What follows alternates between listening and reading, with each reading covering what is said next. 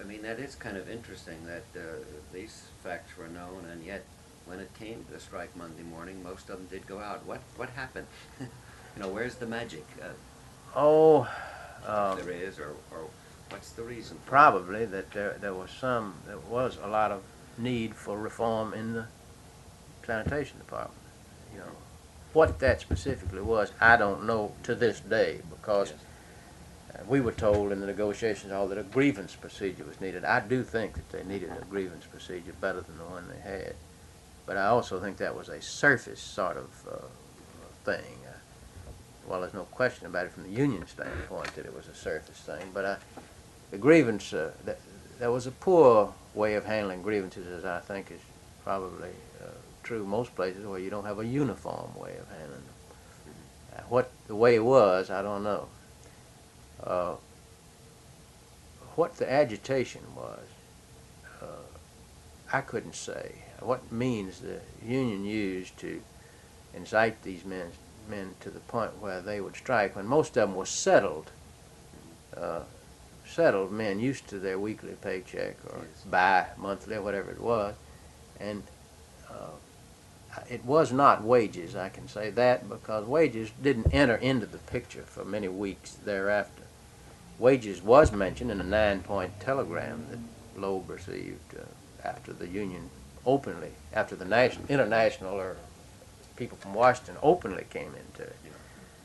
It was one of 9 points, but there was only 1 point the union was interested in from the beginning. Do you think it was a way of hitting back at Henry On the part of the sanitation employees, if it was, it never occurred to me that it was. At that time, I don't think it was. Because it really is a fascinating part of this thing. Now, I think it quickly became that after Yeah. the racial aspect came into it. Now, whether that was in it a week Yeah. after it started or 3 weeks, I don't remember. But that we suddenly found that was in it when nobody advising Loeb really was considering that. This could well have been the police department or the fire department or any public department that had to do with public safety, the way we were looking at it. Hmm. And So then, this of caught course, you completely by surprise. I mean, the racial aspect, speaking for myself, came as not a total surprise because we knew that by far the predominance were Negro, but it wasn't. As a matter of fact, there was even talk in town, I remember, that if the group were not predominantly Negro, the city would have moved much more firmly. That they were sort of playing things down I think that in order to keep race from entering into it. now that may have been true. I couldn't be sure of that. I do know that Loeb was trying to do everything he could to keep the employees from being on strike. He expressed it in terms of these men can't afford not to be paid. These men have been here a long time, most of them. We will work these grievances out with them, whatever they are. We want to. He talked, as you probably know, with Champa and others for a long time after Champa came to town, daily.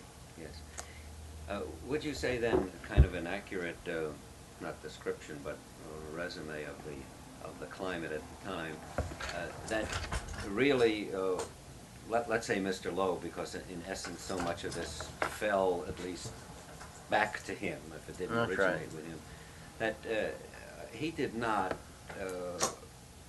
necessarily, because there was no provocation for him or no impetus to him, have a broad philosophical base about this strike. He was treating it almost as you have indicated. I would They say were so. men and let's talk this over kind of thing. I don't think there's any doubt about that now. I think you're right about that.